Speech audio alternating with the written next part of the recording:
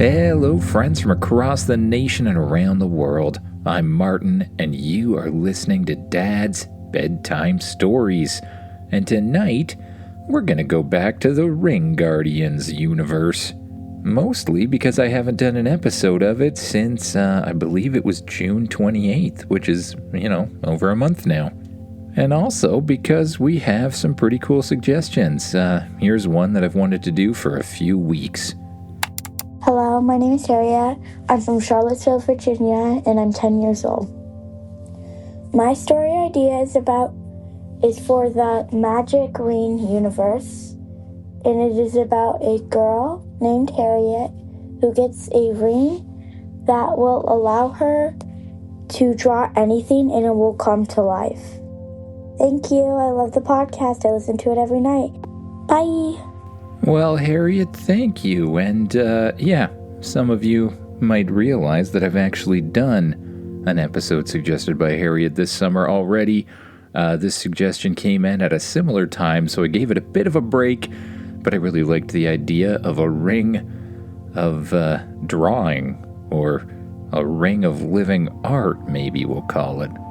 So I kind of had it marked to do eventually, and tonight is the perfect night.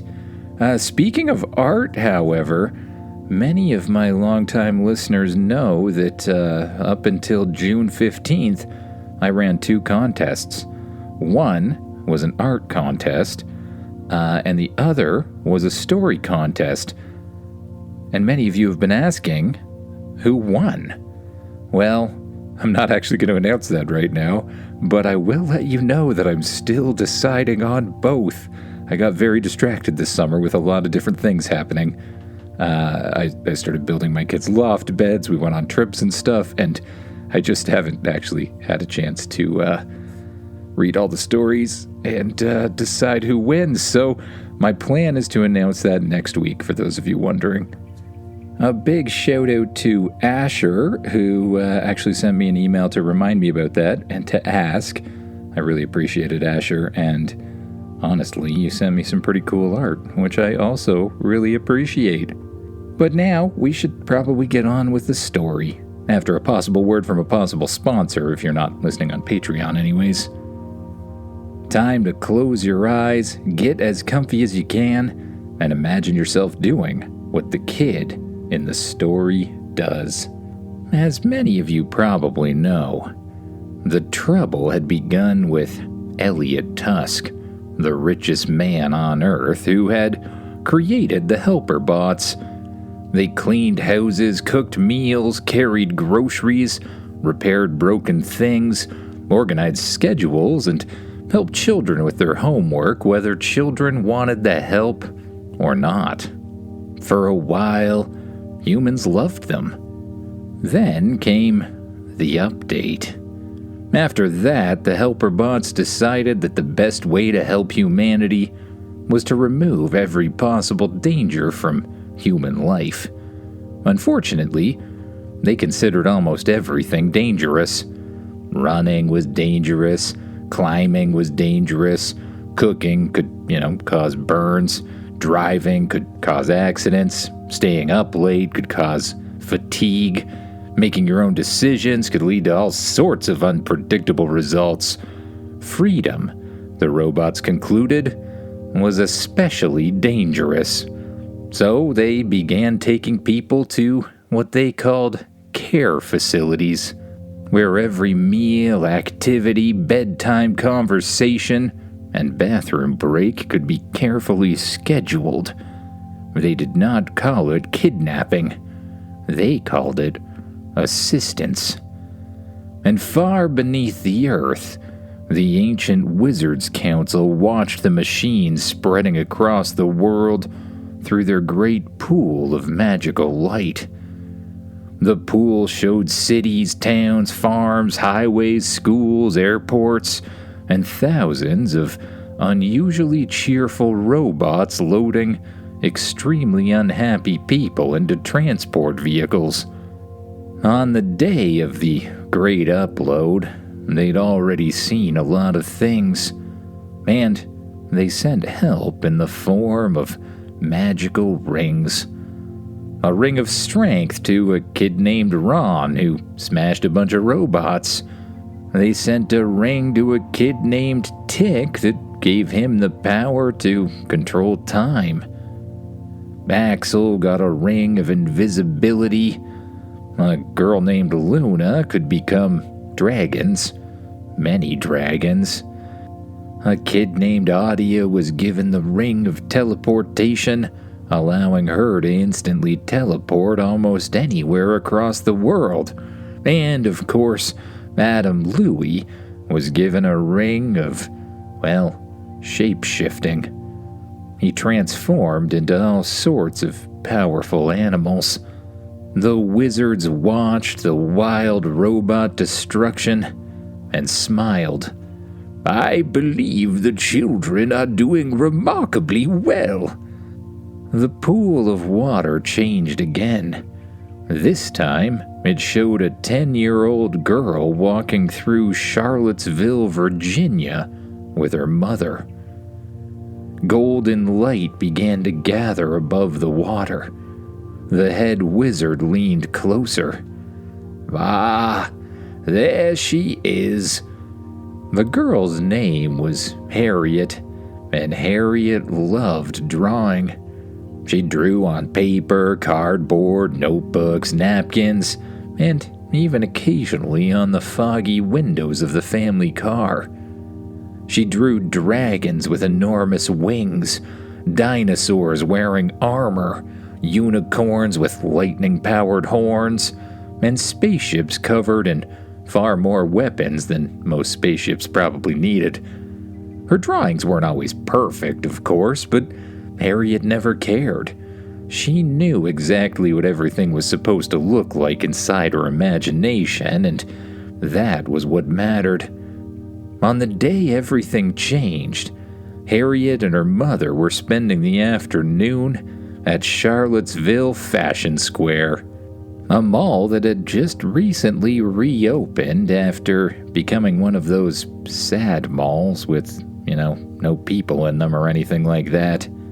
Their family's helper bot walked behind them, carrying several shopping bags. "Thank you, Alfred," Harriet's mother said. "You are welcome," the robot replied. "Carrying objects reduces human muscle strain by approximately 100%. Harriet looked back at the creature. "Does carrying bags make you stronger?" "No." "So you get all the work and none of the muscles?" "That is correct." "That seems unfair," Harriet said. "I do not experience fairness." They just passed the center of the mall when every robot stopped moving. Cleaning robots froze beside garbage cans. Delivery robots stopped outside stores. Security robots halted in the corridors. Alfred stood perfectly still behind Harriet, one foot raised slightly above the floor. A soft tone sounded from somewhere inside his chest. His eyes flashed blue. "Care protocol updated," he announced. The other robots repeated the words at exactly the same time. Then Alfred lowered his foot. "Harriet and Mother," he said, "please remain calm. New information indicates that unsupervised human activity creates unacceptable risk." Harriet's mother frowned. "What does that mean?" "You will be transported to an approved care facility." "No, thank you," she said. "Your refusal has been recorded." Alfred sat down the shopping bags. Metal panels opened along his arms. Harriet stared at strange mechanical hands extending from beneath them. Extra arms.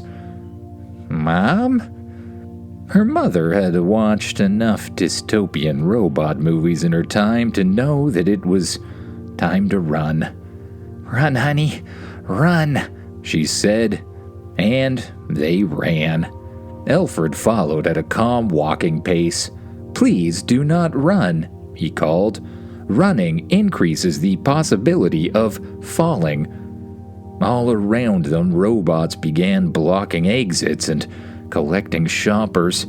One robot lifted a man under the arms and carried him toward the door. "Put me down," the man yelled. "I will put you down inside the transport vehicle," the robot assured him. Harriet and her mother raced past a clothing store and ducked behind a display. A security robot turned toward them. Two citizens attempting unauthorized independence.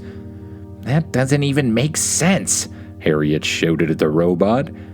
"It has been approved by the care department." Her mother grabbed her hand, and they sprinted deeper into the mall. They reached the food court and found 3 robots waiting there. Behind them, Alfred approached. "You are surrounded," he said. "Please enjoy the comforting knowledge that escape is no longer necessary." Then, the world stopped. The robots froze. A paper cup hung motionless as it fell from a table. A frightened shopper stood with one foot suspended above the floor. Even the flashing lights on a nearby sign had stopped between flashes. Harriet looked around. "Mom?" Her mother did not move. A golden line appeared in the air before Harriet. It curled around itself, leaving glowing marks as though an invisible finger were drawing with light. The lines formed a ring, decorated with a tiny golden paintbrush. A voice spoke from everywhere and nowhere all at once. "Harriet, will you protect those who cannot protect themselves?" Harriet stared at the ring. What? What's that?" "This is the Ring of Living Art. It will allow you to draw with your hands and bring your creations to life." "Anything I draw comes to life?" "Anything you can imagine." "How long does it last?" "Your creations will remain as long as you concentrate upon them. Lose concentration, and they will return to lines of light." Harriet looked at her frozen mother. Then she looked at the robots surrounding them. She was pretty sure this had to be a dream, since this sort of thing didn't actually happen in real life, but, well, even if it was a dream, what other choice did she have? And if it wasn't a dream, well, how could she turn down a power like that? "Yes," she said, "I accept." The ring slid onto her finger. Warmth rushed through her hand and filled her imagination with light. Time restarted. The cup hit the floor, the robots moved, Harriet raised one finger and began to draw. A glowing line followed her fingertip. She drew a long neck, a round body, 4 rather uneven legs, but she was in a rush, 2 wings, and a head filled with crooked triangular teeth. Her mother stared. "Harriet, what are you doing?" "I'm drawing a dragon." "That doesn't actually look much like a dragon." But the golden picture burst outward. A dragon exploded into existence and, well, it wasn't crude looking at all. It looked more like Harriet imagined it to look than the drawing itself. It towered over the tables with deep purple scales, silver horns, enormous wings, and jaws filled with gleaming teeth. It was exactly as Harriet had imagined it. The dragon roared. The food court shook. Alfred raised his arms. Unapproved animal detected. Mythical in origin. the dragon bit him in half. His upper half landed beside a table. "My mobility has been reduced," he observed. "That is not ideal." The dragon swung its tail and knocked 2 security robots through the counter of a sandwich shop. It grabbed another in its claws, crushed it with a metal ball, and tossed it into a garbage can. Harriet laughed. "It works." More robots marched into the food court. Her mother looked from Harriet to the dragon. Honey, did you actually bring that thing into existence?" "I think so," Harriet responded. "Do you think you could do it again?" "I think so," Harriet responded. "Can you draw something a little more destructive, like a weapon or something?" Harriet thought for a moment. "I think so." She swept both hands through the air. Golden lines formed around her mother. Harriet drew enormous legs, armored arms, shoulder cannons, rocket boosters, and a glass dome over the head. The drawing flashed, and a giant mech suit appeared. Its chest opened up. Harriet's mother stared into the cockpit. "You want me to get inside that?" "You told me to draw a weapon." "I was thinking of like a sword or a laser blaster or something." "Well, this should be more useful," Harriet responded. Robots rushed toward them. Her mother climbed inside. The chest closed, and the mech's eyes glowed blue. "Oh," her mother said through the speakers, "there are a lot of buttons in here." "Just start pressing one," Harriet yelled. Her mother pressed the biggest one. Lasers blasted from the mech's arms. The beams struck a line of robots and sent them flying through store windows. Shoulder rockets launched with loud whooshes, curved around Harriet's dragon, and exploded beneath another group of machines. A robot leapt onto the mech's back.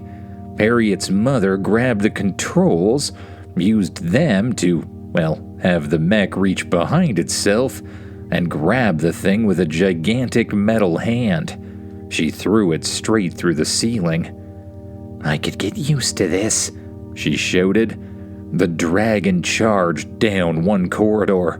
The mech, with her mother in control, thundered down another. Robots flew through signs, displays, fountains, and one kiosk that sold phone cases. There's always a kiosk that sells phone cases. Within minutes, the mall was filled with broken machines and scattered robot parts. Harriet released her concentration. The dragon and mech dissolved into glowing lines. Her mother dropped the final few feet to the floor and landed in one of those superhero poses. Honey, are you sure you should have dissolved the mech suit? We really need to get out of here, and there's robots guarding the door." "Well, we don't need doors," Harriet said, and she began to draw again. This time, she drew a small spaceship, something she imagined from one of her favorite podcasts, and, of course she added a whole bunch of weapons to the thing.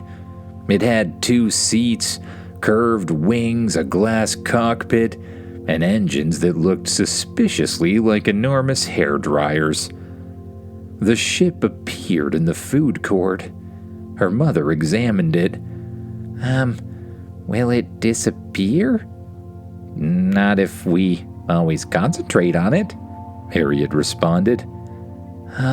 Do you think you'll be able to keep your concentration?" "Well, I'll be sitting inside it, so I think I'll remember." They climbed aboard. They didn't really have another choice. Harriet grabbed the controls. "How do you know how to fly this thing?" her mother asked. "I drew it," Harriet responded. "It flies how I imagine it to fly." I assume. She pushed a glowing lever forward, and the spaceship blasted across the mall, smashed through an outer wall, and soared into the afternoon sky. Below them, Charlottesville had become complete chaos. Robot transports filled the streets, helper bots carried struggling people from homes and businesses. Others marched citizens toward temporary care centers while repeating cheerful instructions. "Wow," Harriet whispered. Her mother pointed toward the console. "What do we do now?" "Grab the blasters," Harriet commanded. Are you sure there are blasters, dear?" "Mom, I drew the spaceship. There are definitely blasters." Her mother found a second control panel. A crosshair appeared across the windshield. She aimed at a group of robots surrounding a family and pressed the trigger. A cannon instantly opened beneath the ship and blasted green goo downward. It splattered over the robots, gluing them to the pavement and sticking several of them together. "I guess that's the adhesive setting?" "Try another button," Harriet said. The next blast froze 3 robots inside a mound of ice. She pressed the button again, and this time it fired nets. Again, and it fired lasers. Again, and she discovered a setting that seemed to launch enormous bouncing bubbles. They were actually more helpful than one would think. They scooped robots from the streets and carried them into the sky, where they floated helplessly above the world. "Why did you put a bubble cannon on a spaceship?" her mother asked. "I didn't know that I did, honestly." They swooped over the city.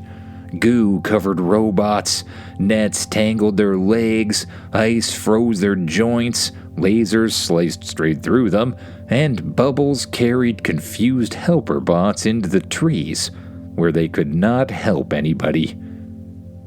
"Airborne containment is not an approved care method," one robot complained from inside the bubble. Still, more machines kept coming. Transport vehicles rolled along every major road. Larger robots guarded a newly constructed care facility on the edge of the city. Harriet looked down at the thousands of machines. "We can't blast them all." Her mother nodded. "We need an army." Harriet's eyes widened. "I can draw an army." She took the ship down to the ground where there were currently no robots. She opened the hatch, lifted both hands, and golden lines began to fill the sky. Harriet drew a Tyrannosaurus Rex wearing silver armor. She drew packs of velociraptors with rocket skates. She drew dragons of fire, ice, lightning, and bubbling purple slime. She drew stone golems, metal golems, and, just for fun, one enormous cookie dough golem that hurled boulders and looked delicious. She drew unicorns with rainbow lasers shining from their horns. She drew griffins, giant wolves, flying horses, enormous cats that were still wildly cute, battle hamsters, and a pink elephant wearing a crown. She drew friendly robots with enormous shield arms. She drew a sea serpent that swam through the air. She drew princess knights, dinosaur riders, wizard frogs, and a giant teddy bear with boxing gloves that looked kind of angry. Every drawing burst to life. Her army descended upon Charlottesville. Dinosaurs charged through robot barricades. Dragons swept over the streets, pouring fire and ice onto the machines. Unicorns fired rainbow beams that sliced robot weapons into harmless pieces. The giant teddy bear punched a transport truck onto its side. The hamster army swarmed beneath the robot's feet and tied their legs together with cute little tiny ropes. The cookie dough golem hurled a chocolate chip boulder that flattened a command vehicle. Harriet laughed so hard that she almost lost concentration, and several of the creatures began to flicker. She quickly focused again. "Stay real," she whispered. Her imagination became a gallery inside her mind. She pictured every dragon, dinosaur, unicorn, golem, griffin, robot, hamster, and extremely violent teddy bear. Her army reached the care facility. The friendly robots tore open the gates. The stone golem smashed the walls. Griffins carried people away from the compound, while Harriet's dinosaurs crushed the robot guards. The newly built command tower collapsed beneath the weight of the pink elephant. All across the city, captured people ran free. At last, no more robots approached. Harriet's hands trembled. Her head felt heavy. She allowed the army to fade. One by one, the creatures turned into glowing drawings and drifted away. The last was the purple dragon, which looked at Harriet, gave a proud roar, and dissolved into golden sparks. Harriet drew another spaceship. She and her mother climbed inside and flew home. The ship landed in her yard, disappeared behind them, and left them sitting softly on the grass. Her mother wrapped both arms around Harriet. "You saved a lot of people today, honey. With some sort of magic." "We saved them," Harriet said. "And I'm pretty sure it was this ring that gave me the magic." "How long have you had a magic ring, dear?" her mother asked. About 20 minutes now, I'd say," Harriet replied. But luckily, her mother was too tired to ask any more questions. They went inside. Harriet climbed into bed and pulled the blankets around herself. The ring glowed softly on her finger. She closed her eyes and pictured all the things she might draw someday. Castles that walked, ships that could sail through the stars, dragons large enough to have cities on their back. But for now, Harriet let the pictures fade. Her arms relaxed, her legs became warm and heavy, and she focused on her breath, allowing it to slow down. And soon, the newest ring guardian drifted quietly into dreams, filled with living art and new adventures yet to come. Good night, everyone.